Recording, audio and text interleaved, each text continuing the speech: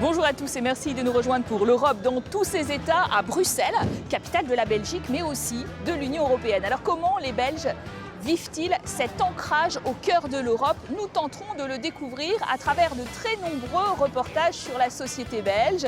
Et puis avec nos invités, nous parcourrons le pays. Au nord, en Flandre néerlandophone, au sud, en Wallonie francophone, et puis aussi à Bruxelles, capitale. Cette région, c'est la 4e plus riche de l'Union européenne, sans doute en partie à cause de la présence des institutions européennes et de leurs très nombreux fonctionnaires. Alors comment les Bruxellois perçoivent-ils cette Eurobulle? Enquête tout de suite avec Anaïs Guérard. Gare du Midi à Bruxelles, c'est ici que Didier accueille ses passagers étrangers. Depuis 15 ans qu'il sillonne les rues de la capitale belge, ses courses ont un peu changé. Lobbyistes, fonctionnaires européens constituent désormais 70% de sa clientèle. Gare du Midi, Luxembourg, quartier européen, c'est certain qu'on connaît bien. Si les embouteillages se sont développés avec le quartier européen, pour les taxis, c'est avant tout un nouveau marché qui s'est créé. Pour nous, au niveau business, non. C'est simple, quand ils sont en séance à Strasbourg la semaine, qu'ils sont à Strasbourg, on le sent, quoi. Un quartier qui se vide le jeudi soir, des rues toujours en travaux, aux yeux de l'architecte défenseur du quartier historique où se sont installées les institutions, ces bâtiments ne s'intègrent pas suffisamment. Ce sont des bâtiments souvent en détachement, en déconnexion avec le tissu urbain, donc avec les habitants, donc avec le citoyen européen. Ce sont des bâtiments qui sont des espèces de forteresses où toute une série de stratégies urbaines sont mises en place pour mettre justement l'espace public à distance. Une construction qui n'a pas été pensée dans sa globalité et pour cause, le traité d'origine prévoyait la répartition des institutions entre Bruxelles, Luxembourg et Strasbourg, le Parlement en Alsace, mais c'était sans compter sur la détermination de la Belgique et de ses promoteurs. Le caprice des dieux est loué à prix d'or à l'UE, son utilisation exonérée de taxes a été négociée par les 28 et toutes ces transformations urbaines ont beaucoup coûté aux Bruxellois. C'est d'abord une augmentation des prix considérable au niveau des appartements et des maisons. Si maintenant, moi, je voudrais acheter une maison au prix que je l'ai acheté il y a quasi 30 ans, c'est impensable. La région de Bruxelles est la 4e la plus riche de l'UE, avec un PIB par habitant 2 fois plus important que la moyenne des 28. Plus de 22 000 employés au service de l'Europe et autant de lobbyistes. Les commerçants du quartier, eux, se réjouissent d'accueillir cette clientèle aisée. Si elles n'étaient pas là, franchement, ça se ressentirait vraiment beaucoup sur le chiffre d'affaires, c'est un fait.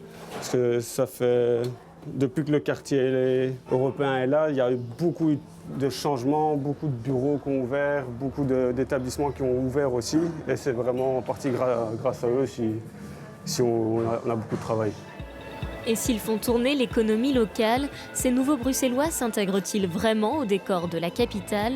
Pour les rencontrer, le rendez-vous est donné le jeudi soir, place Luxembourg. On a notre petit code TUPLUX ce soir, c'est tu vas à place Lux, place de Luxembourg. Et c'est un rituel, on ne se pose même plus la question, on sait que le jeudi on va tous à Plux. Et effectivement, 9 sur 10 personnes qui sont ici viennent d'une institution européenne, donc c'est un peu la bulle européenne.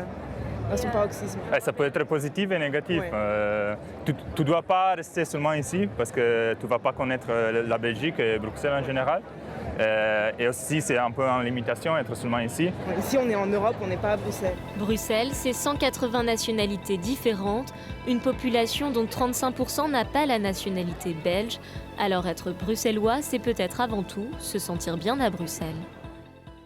Après ce reportage sur Bruxelles, capitale européenne, nous allons à la rencontre d'Hilde Votmans. Bonjour. Bonjour, enchantée. Vous êtes députée européenne des libéraux et démocrates, c'est-à-dire en Belgique, Open VLD, qui est un des 3 partis au gouvernement de Charles Michel. Oui. Et aujourd'hui, on a vu ce reportage.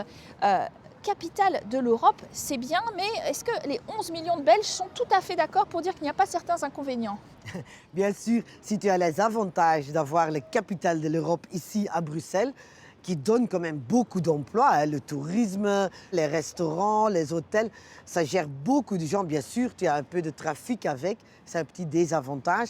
Mais en tout, je pense qu'on est toutes fières pour avoir les capitales européennes ici à Bruxelles. Et puis il faut dire aussi que les Belges sont plutôt surreprésentés du coup dans ces institutions. Sur 22 000 fonctionnaires, 16%, la première nationalité, c'est les Belges. Puis on pense à des postes importants. Ils ont été présidents du Conseil. Là, au Parlement, par exemple, Monsieur Brexit, celui qui s'occupe des Brexit, c'est Guy Verhofstadt. Votre compatriote Guy Verhofstadt. Oui, avec en riant, je voulais dire, on est les meilleurs pour prendre les postes, bien sûr. On avait Herman Van Rompuy, on a Guy Verhofstadt. Mais bien sûr, c'est aussi une logique historique. On était un des pays fondateurs de l'Union européenne et c'est comme ça, bien sûr, qu'on prend les postes en main. On est logé ici, au cœur de Bruxelles. Quand on parle d'une eurobulle qui serait coupée du reste de la Belgique, du reste du monde, avec des eurocrates et puis les lobbyistes à quelques mètres d'ici qui aussi influencent cette eurobulle, est-ce que c'est une vision juste ? Technocratique. Non, c'est pas du tout vrai. Le Parlement est ouvert à tout le monde. J'aimerais bien inviter tout le monde pour venir voir ce qu'on fait ici. Mais c'est vrai, on a un déficit démocratique. Je pense que les gens ne sont pas vraiment ce que l'Europe fait. Parce que quand l'Europe fait quelque chose du bien, ce sont les parlementaires nationaux qui disent c'est nous qui l'ont fait, en tant que c'est l'Europe qui le demande. Mais quand c'est quelque chose de négatif, on dit toujours c'est l'Europe, c'est Bruxelles, on doit le faire de eux. Tandis que ce n'est pas vrai. L'Europe fait bien des choses pour les gens, mais on doit réformer l'Europe. Ça, c'est vrai. On doit profiter du moment du Brexit pour faire la réforme de l'Europe, pour être plus proche des citoyens, pour prendre tous les problèmes en main et les résoudre. Alors le Brexit, c'est peut-être aussi une opportunité. On voit cette grande compagnie d'assurance anglaise, Lloyds, qui dit qu'elle va s'installer de Londres en Belgique. Ils sont la bienvenue. On est les capitales diplomatiques du monde. Et c'est pour ça, bien sûr, si des institutions cherchent un endroit, c'est mieux d'être plus proche des autres, bien sûr, parce que là, tu as tout le monde ensemble. Et soyez tout le monde qui veut venir ici pour investir, pour travailler, soyez la bienvenue. Alors, on quitte la capitale et on se rend dans votre région. On va mettre un peu les pieds dans la boue. Hein. Oui, hein. Allez, dans les champs. On y va.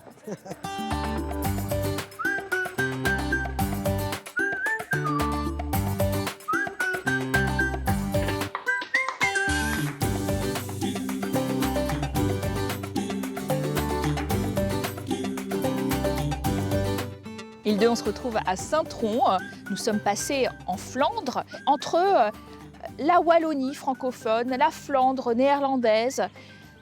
Est-ce que finalement, aujourd'hui, ce sont deux entités qui se parlent normalement? Il n'y a plus de séparation en vue? Non, ici, certainement à Saint-Tron, on est vraiment des bons voisins. Avec la Wallonie, ici, on roule 15 minutes, on est à Liège. Quand tu vas au marché le samedi matin, beaucoup de gens de Wallonie viennent faire leurs courses ici. Alors ici, on ne sent pas vraiment ce sentiment de séparation. C'est certains partis politiques, le NVA, qui est au gouvernement. Qui est au gouvernement, qui a un programme vraiment la Flandre séparée et la Wallonie séparée. Mais les autres partis politiques, nous, on ne sent pas ça comme ça. Nous, on est pour la Belgique. Vous nous avez amené dans ce très beau verger au milieu des poiriers parce que vous êtes particulièrement préoccupé de l'embargo russe contre les Européens, les fruits et légumes, dû au fait qu'on conteste évidemment la politique de Vladimir Poutine en Ukraine. Oui, parce qu'ici, 60% de tous les poires de Saint-Tron étaient exportés en Russie directement. Alors, par l'embargo de la Russie, ici à Saint-Tron, on le sent vraiment. Tous les magasins, tous les agriculteurs, on est touchés par cet embargo. Et c'est pour ça qu'ici, ça existe un groupe d'action des agriculteurs qui disent « Politiekers, geef ons Rusland terug ». Politiciens, redonne-nous la Russie. Ils demandent bien sûr, premièrement, une compensation, parce que c'est eux qui payent vraiment, avec des euros, qui payent vraiment la guerre, l'Europe, la Russie. Et deuxièmement, qui demandent aussi à l'Union européenne de réfléchir comment on doit avoir de nouvelles relations avec la Russie. Parce que bien sûr, maintenant, l'Europe, il renouvelle les sanctions vers la Russie chaque 6 mois. Mais la Russie a déjà dit, jusqu'à fin de cette année, l'embargo est là. Si Poutine avait décidé de ne plus importer les voitures de l'Allemagne, c'était déjà fini l'embargo. Parce que Merkel allait aller là-bas pour défendre ses fabriques.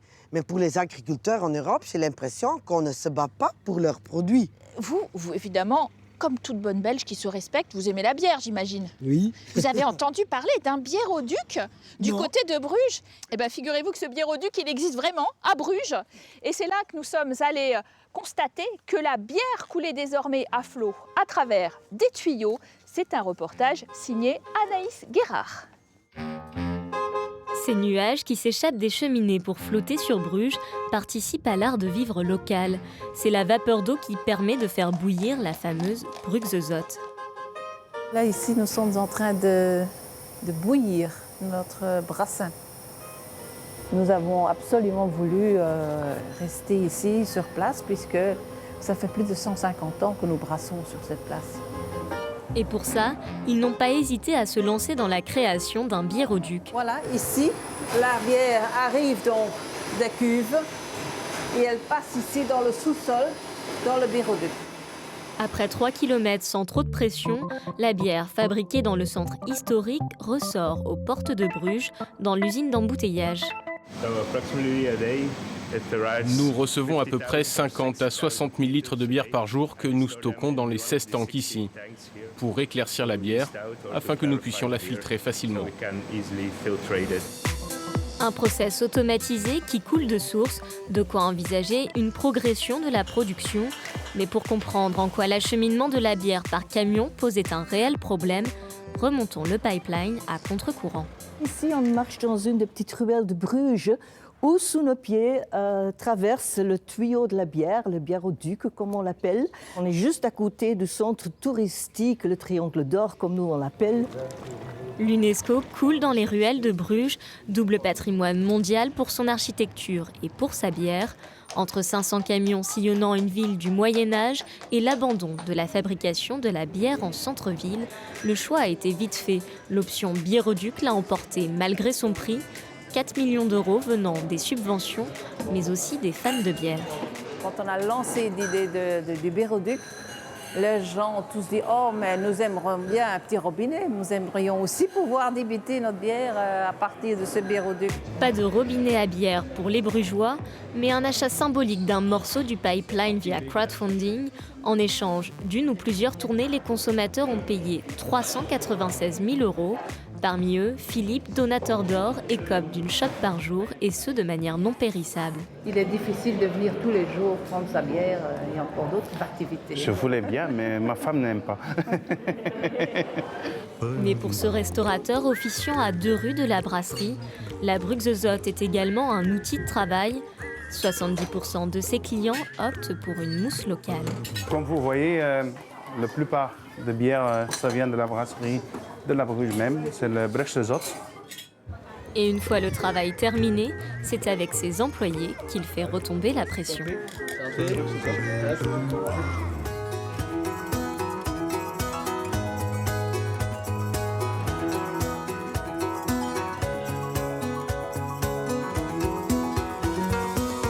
Et pour continuer sur ces thèmes qui vous passionnent, nous rencontrons dans une ferme bio Bart Staes, bonjour. Bonjour. Député européen des Verts, qui apprécie en tout cas l'initiative du biéroduc de Bruges, parce que la bière belge est d'ailleurs au patrimoine mondial de l'UNESCO. De l'UNESCO, c'est vrai. C'est la meilleure bière du monde. Ce projet à Bruges, c'est un projet assez intéressant parce que comme ça, on évite le transport dans la ville historique de Bruges. C'est quand même très bien fait et c'est attractif. Alors, vous nous avez amenés dans une ferme bio. Nous avons commencé avec l'agriculture biologique en 2009. Nous avons une trentaine de vaches laitières et une trentaine de vaches pour la viande. Tout ensemble avec les veaux, parce que tous les veaux restent sur la ferme. On a 140 animaux. Nous avons encore des pommes de terre et pour le reste, c'est toute la nourriture pour les vaches. On disait, le bio, c'est très peu présent finalement en Flandre, qui a plutôt un modèle agricole de grandes exploitations. Et intensive, oui. Je pense qu'il y a une différence de volonté politique. En Belgique, la politique agricole est régionalisée. La majorité en Flandre voit un modèle d'agriculture qui exporte, qui est très intensive, qui est très industrialisée, tandis qu'en Wallonie, on voit que un autre modèle, ça peut aussi donner des avantages. Avec le Brexit, on s'interroge sur les bénéfices de cette Union européenne du point de vue de la sécurité sanitaire, de la qualité alimentaire, vous dites? On est le champion du monde. On est vraiment le champion du monde. Grâce à l'Europe. Grâce à l'Europe. Pendant les années 80, les années 90, on a eu beaucoup de scandales alimentaires. Et en 2000, on a demandé à la Commission de nous fournir un plan, un livre blanc sur la sécurité alimentaire dans l'Union européenne. On a voté pas mal de lois, 83 lois, et on peut vraiment dire en 2017 que l'Union européenne est le champion du monde sur la sécurité alimentaire. Alors, est-ce que vous diriez aujourd'hui que les Belges sont en harmonie avec cette Union européenne? Est-ce qu'ils se sentent pleinement européens? Je le pense qu'il y a toujours encore une majorité forte en Belgique pour supporter l'Union européenne. On voit que le changement climatique, la survie des agriculteurs, les paradis fiscaux, toutes ces politiques, ce sont des défis qu'on ne peut que garantir avec une Union européenne forte. Merci à vous, Bart Staes, d'avoir été notre invité aujourd'hui. Merci à vous de nous avoir suivis dans cette première partie. On se retrouve juste après le journal télévisé pour la seconde partie, en savoir encore plus sur la société belge.